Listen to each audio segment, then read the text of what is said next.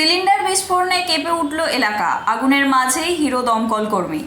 মানবিকতার নজির দিনহাটা ভিলেজ 1 এলাকায় মৎস্যমুখী অনুষ্ঠানের বাড়িতে আচমকা সিলিন্ডার ফেটে আগুন লাগাকে ঘিরে চাঞ্চল্য ছড়ায়। স্থানীয় বাসিন্দাদের তৎপরতায় প্রাথমিকভাবে আগুন নিয়ন্ত্রণে আসে। খবর পেয়ে দ্রুত ঘটনাস্থলে পৌঁছয় দমকলের একটি ইঞ্জিন। স্থানীয়দের দাবি, পরপর দুটি সিলিন্ডার বিস্ফোরণের শব্দে কেঁপে ওঠে গোটা এলাকা।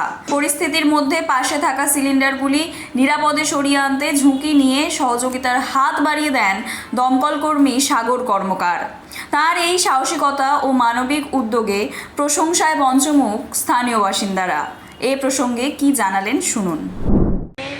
অনেক লোকের ভিড়, জানজামা থেকে গরম, তার মধ্যে কী হচ্ছে, সিলিন্ডারের পাইপে আগুন ধরে গেছে।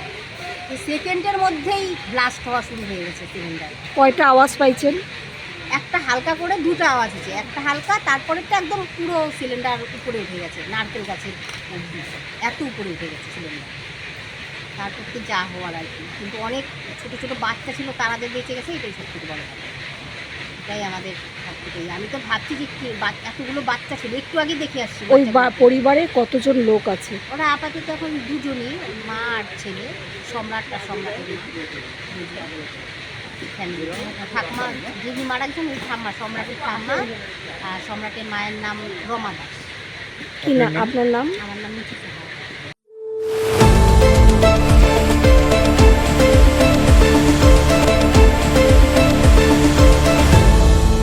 আপনারা দেখছেন এই বেলা বাংলা, শিরোনামে সবার আগে।